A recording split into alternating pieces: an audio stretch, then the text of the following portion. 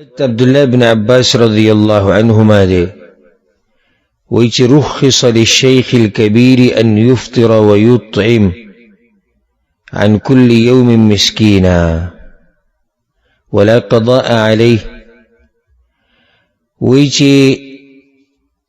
آغا بودا چی عمر زیاتی او بوداوالی دلاسه کمزوری شوی نو شریعت دل دا رخصت ورکڑه چی دی روجه وننیسی او د هری ورځی په بدل کې دی یو مسکین له خوراک ورکی ولا قضاء علیه او په د باندې څه قضا بیا نشتی. دا روایت امام دارقطنی راوړی دی، امام حاکم راوړی، دوانو صحیح کړی دی. امام دارقطنی وی چې هذا اسناد صحیح، دا ښه صحیح سند والا روایت دی او نور محدثین هم دا صحیح کړی دا روایت.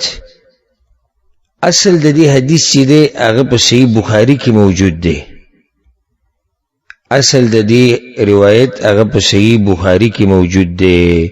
ځکه بعضو علماو دا نیوکه کړې ده په امام ابن حجر باندې، وی که ده چېرته د بخاري نه راوړی وی دا روایت لکانه اولا نو دا به ډېره غوره وی. الغرض مقصدي خبر هغه دا ده په دې حدیث کې دا مسله یا په دې روایت کې دا مسله بیانېږي چې د یو سړي عمر ډېر شي او دی کمزوری شي او د کمزورتیا د لاسه روجي نشي نیوی، نو دی به څه کوي؟ د ده مسله په دې روایت کې بیانه شوې ده. هغه دا ده چې دی د روجي نه نیسي، ځکه چې روجو نیو کې دته مشقت دی. ښه چې روجه نه نیسي نو څه به کوي؟ نو د هرې ورځې په بدل کې د یو مسکین له خوراک ورکوي. ښه دا کمې ورځې چې د پاتې شوې د دې قضا پې شتي؟ وایي نه، ولا قضاء علیه او قضا پې نشتي. رخصا عبدالله بن عباس وی رخصا وی رخصت ورکړی شوی دی. دا رخصت چا ورکړی دی؟ دا فاعل څوک دی؟ نو هغه الله دی. ځکه چې هلته آیت کې څه دي؟ وعلى الذین یطیقونه فدیة طعام مسکین. او چاته چې روجه نیوه ګران دي، مشقت کې پریوزي، الله وی یو مسکین لدی خوراک ورکوي د یوې روجې په بدله کې. نو دا رخصت چا ورکو؟ رخصت الله ورکو. رخصت دغه الشیخ الکبیر ته، الشیخ بوډا ته وی. الشیخ په عربۍ کې دا د بوډا دپاره استعمالیږي. بیا دا استعمال شو د علماو دپاره هم، او دغه شان مالدارانو ته هم ویلی کېږي. خو دلته الشیخ الکبیر معنی ده چې هغه بوډاوالی الکبیر ورسره زیاتي ووي، دی ورسره په دې ووي چې دا خبره ښه واضحه شي. هغه بوډا چې عمر ډېر زیات دی. اول دا مسله یاد ساتل پکار دي چې د علماو په دې کې اختلاف دی. سوره بقره کې چې رقم آیت دی وعلى الذین یطیقونه فدیة طعام مسکین، چې چاته روجه نیوه ګراني نو دی د یوې ورځې په بدله کې مسکین له خوراک ورکوي. آیا دا آیت منسوخ شوی دی او که نه؟ بعض علما دا وایي اولنی قول دا دی وایي دا آیت منسوخ دی.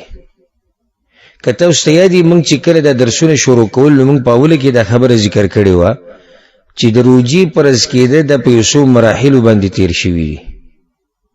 دویمه مرحله پای کې دا و چې تخییر و اختیار د انسان سره، که غواړي روجه ونیسه او که نه نیسي مه نیسه. نو د آیت د هغوی دپاره دی وعلى الذین یطیقونه، مطلب دا دی روجې ونیسئ الله وایي، خو که څوک یې نه نیسي او ورته ګرانوي نو اختیار دی د دې روجې په بدله کې د مسکین له خوراک ورکړي. بیا د هغې نه بعد الله آیت را لېږلی دی فمن شهد منکم الشهر فلیصم. دا بیا درېیمه مرحله وه چې په تاسو کې چا د روجې میاشت ولیده لازم به روجې نیسي. نو دغه تیر شوی آیت څه شو؟ منسوخ شو. اولنی قول دا دی چې دا منسوخ دی، او دا د اکثر اهل علم قول دی. اکثر اهل علم هغه دا وی دا آیت منسوخ شوی دی. دغه شان امام بخاری رحم الله دې خبرې له ترجیح ورکړې ده. ښکاري دي چې دغه د کار نه او طریقې نه دغه په دې کتاب کې چې امام بخاري هم دې رایې له ترجیح ورکوي چې د آیت منسوخ شوی دی. دویم قول دا دی چې نه، د آیت منسوخ شوی نه دی، او دا قول د عبدالله بن عباس رضی الله عنهما دی.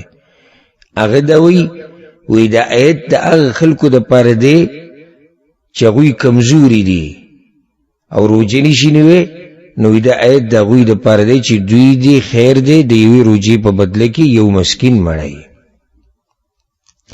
د اهل علمو په دې باندې اجماع ده چې مشر سړی، بوډا سړی یا بوډۍ ښځه چې کله دوی روژه نشي نیوی نو دوی دی روژې نه نیسي او نه به دوی ته دا ویلی کېږي چې تاسو روژه ونیسئ. ولې؟ لا تکلف نفس الا وسعها.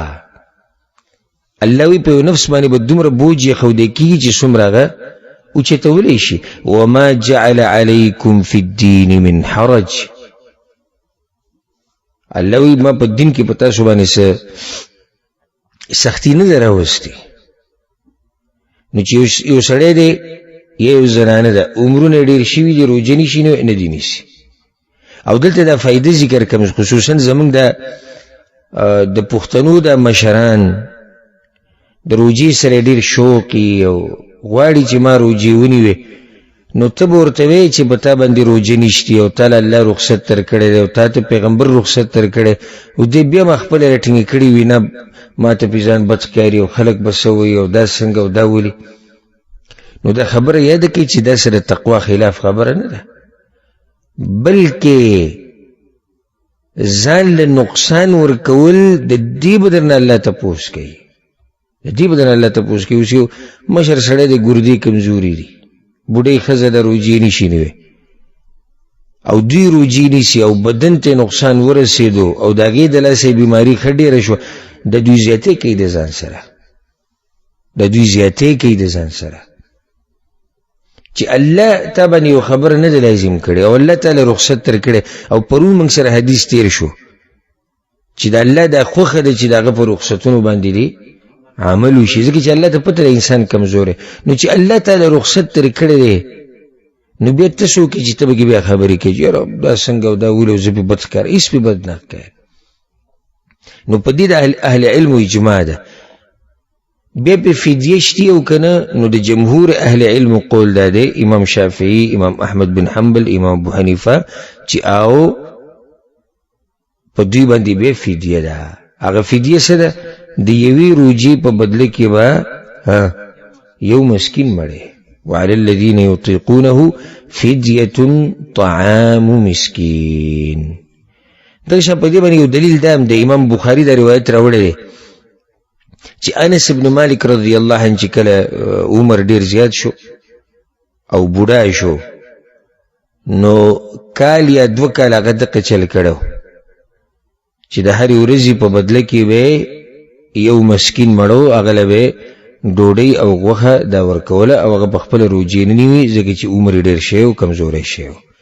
نو دا مې یو دلیل دی. دغه شان په دې باندې یو بل دلیل هم دی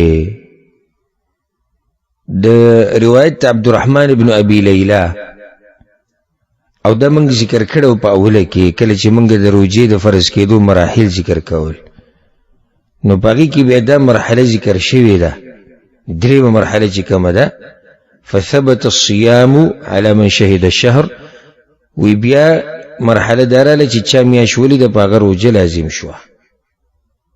مسافر که ونیوی نو بیا به قضا راوړي. او وی د مشر دپاره د بوډا دپاره چې روژه نشي نیوی، وی د هغه دپاره مسله د طعام راله چې دی به مسکین له خوراک ورکوي، او د واضح دلیل دی او راجح قول دقه دی. والله اعلم.